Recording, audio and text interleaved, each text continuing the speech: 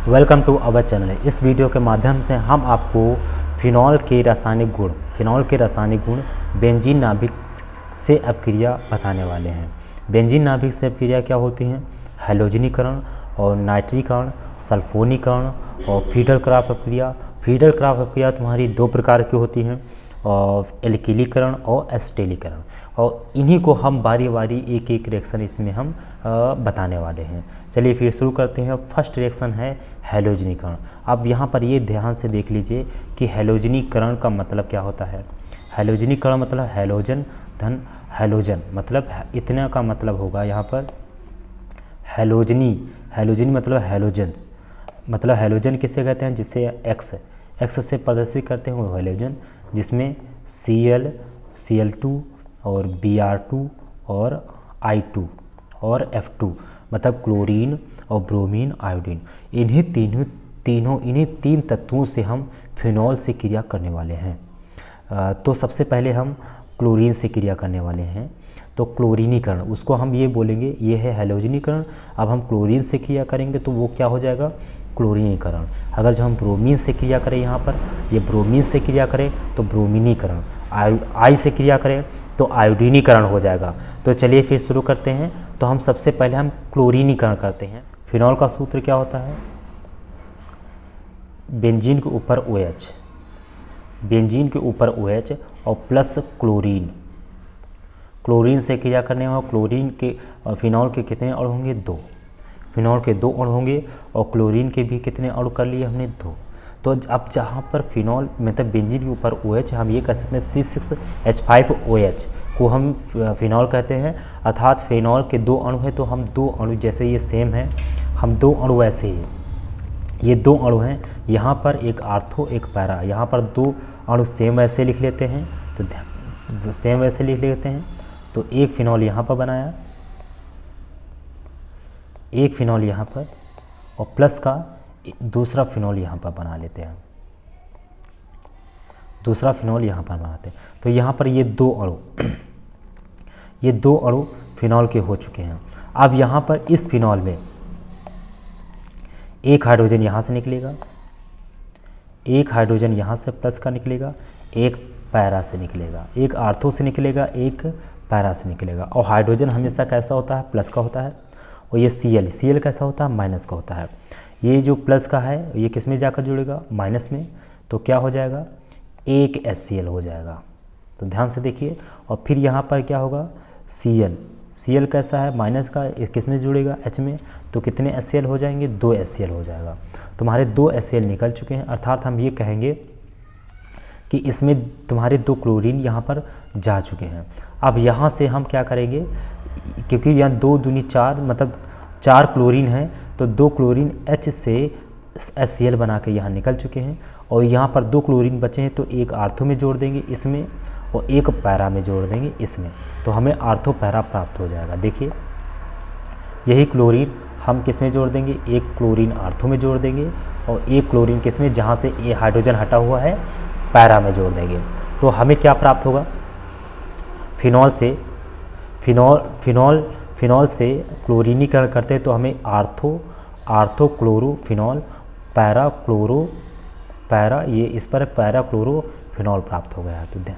तो यहाँ पर नीचे लिखेंगे आर्थो क्लोरो, इसका नाम है आर्थो क्लोरो फिनॉल,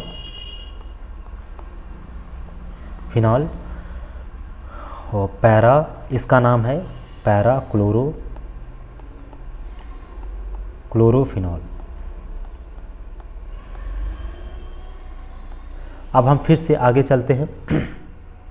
अब यहाँ पर क्लोरीन की क्रिया फिनॉल से क्रिया करा चुके हैं, यहाँ पर क्लोरीन की क्रिया फिनॉल से क्रिया करा चुके हैं, तो आर्थो पैरा प्राप्त हो चुका है। लेकिन अब हम यहाँ पर फिनॉल की क्रिया क्लोरीन की अधिकता कराएंगे।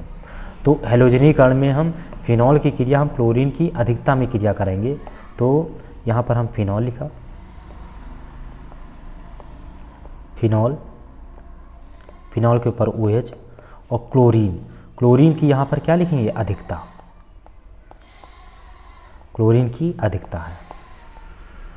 जब क्लोरीन की अधिकता होगी यहाँ, तो यहाँ से समझ लो यहाँ पर क्लोरीन के कितने अणु हैं? 3। तो तुम्हारे कितने हो जाएंगे? यहाँ पर 3 दूनी 6, तो एक हाइड्रोजन यहाँ से लेंगे, एक हाइड्रोजन यहाँ निकालेंगे, एक हाइड्रोजन यहाँ निकालेंगे, एक हाइड्रोजन हम यहाँ से निकाल लेंगे, एक हाइड्रोजन यहाँ निकाल लेंगे, एक हाइड्रोजन हम यहाँ निकालेंगे। और हाइड्रोजन हमेशा प्लस के होते हैं, हाइड्रोजन हमेशा प्लस का होता है और Cl हमेशा कैसा होता है, माइनस का, यही समझ लो, ठीक है। तो ये हाइड्रोजन यहाँ पर क्लोरीन 6 है, तो एक क्लोरीन जाकर के किस में जाएगा, Cl में, तो एक HCl। अब एक यहाँ से Cl किस में जाएगा, H में, तो कितने हो गए, 2 HCl। अब यहाँ से ये क्लोरीन किस में जाएगा, इसमें, तो कितने हो जाएंगे, 3 HCl, 3 HCl हो चुके हैं। अब यहाँ पर हमारे पास हैं कितने HCl, 6 HCl है, मतलब 6 Cl है। अब 3 तो यहाँ पर हाइड्रोजन से जुड़कर Cl बन चुके हैं और यहाँ से हाइड्रोजन इस नाभिक से जा चुके हैं। तो अब 3 जो क्लोरीन बाकी हैं, जहाँ से हाइड्रोजन हटे वहाँ पर हम क्या कर देंगे, जोड़ देंगे। तो यहाँ पर हम सीधे क्या बना देंगे, फिनॉल बना देंगे। और फिनॉल में ये वाला क्लोरीन से यहाँ से हाइड्रोजन हटा, तो यहाँ पर हम क्या जोड़ देंगे, Cl जोड़ देंगे। और फिर ये क्लोरीन इसमें जोड़ देंगे, Cl जोड़ देंगे, और ये क्लोरीन इसमें जोड़ देंगे। तो ये फाइनली तुम्हारा फिनॉल से क्लोरीनीकरण, अधिकता में क्लोरीनीकरण कराते हैं तो हमें क्या प्राप्त होता है, तो यहाँ पर ध्यान से देखिए, तो क्या प्राप्त होता है, और किसकी उपस्थिति में, समझ लो आयरन की उपस्थिति में। और यहाँ पर फिनॉल की हम क्लोरीन से किसकी उपस्थिति में क्रिया कराते हैं, कार्बन डाइसल्फाइड की उपस्थिति में क्रिया कराते हो, आर्थो पैरा प्राप्त होता है। और फिनॉल को क्लोरीन की अधिकता में क्रिया कराते हैं तो हमें क्या प्राप्त होता है, इसका काउंटिंग करते हैं, काउंटिंग 1 2 3 4 5 6, ये काउंटिंग हो गई। अब यहाँ पर इसका नाम देखो, 1 2 पर भी है Cl है तो 2 लिखेंगे, 2 कामा। अब 4 पर भी तो 4 लिखेंगे कामा, फिर 6 पर भी क्लोरीन है तो 6 लिखेंगे।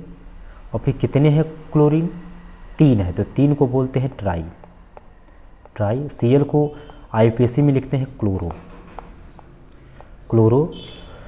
और फिर पूरे को यहाँ पर इतने को लिख देंगे हम, इतने को लिखेंगे फिनॉल। तो तुम्हें क्लोरीन की अधिकता में क्या प्राप्त होगा, 2 4 6 ट्राई क्लोरोफिनॉल। इस तरीके से तुम्हारा प्राप्त हो चुका है।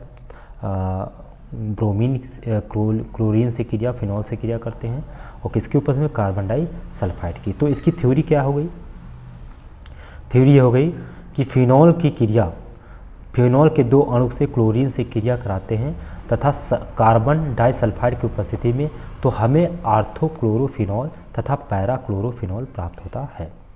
तथा आयरन की उपस्थिति में हम फिनॉल को क्लोरीन की अधिकता में हम क्लोरीनीकरण करते हैं तो हमें 2 4 6 ट्राइक्लोरोफिनॉल प्राप्त होता है। अब जैसे इसी तरीके से हम इसको देखते हैं, ब्रोमीन से क्रिया देखते हैं और तुम्हें आयोडीन से करना है। तो यहाँ पर ब्रोमीन से क्रिया हम कर लेते हैं इसको पहले।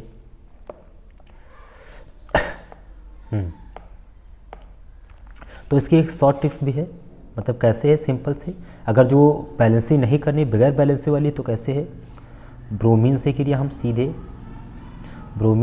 किससे कर देंगे, कार्बन डाइसल्फाइड से क्रिया कर देंगे। और किससे क्रिया करने, कार्बन डाइसल्फाइड की उपस्थिति में ब्रोमीन से क्रिया हम किससे कर देंगे, फिनॉल से।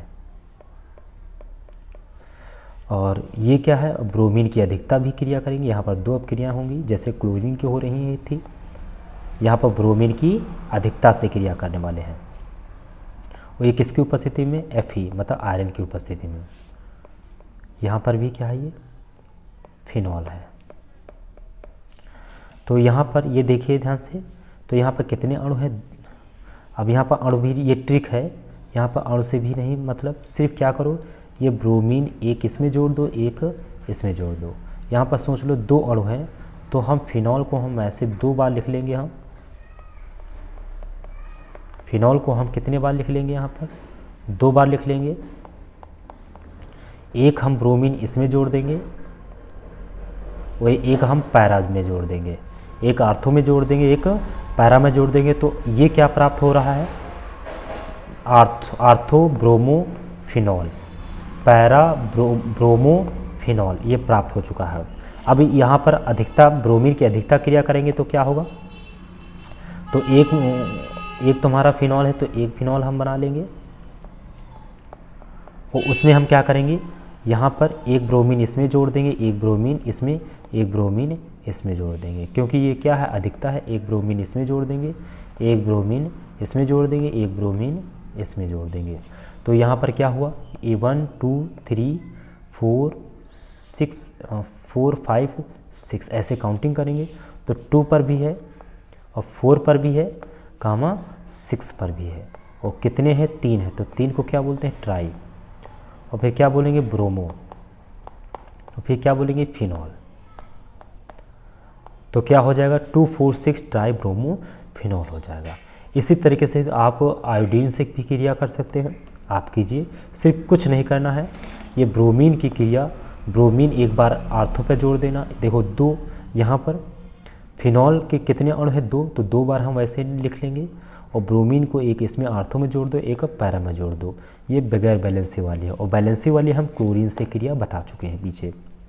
और फिर हम ब्रोमीन की अधिकता में क्रिया करेंगे आयरन की उपस्थिति में, तो फिनॉल को हम ऐसे सेम लिख देंगे, एक ब्रोमीन इसमें जोड़ देंगे और एक ब्रोमीन पैरा में जोड़ देंगे और फिर एक ब्रोमीन आर्थो में जोड़ देंगे। तो 2 4 6 और ये 3 है, तो ट्राई ब्रोमो फिनॉल प्राप्त हो जाएगा।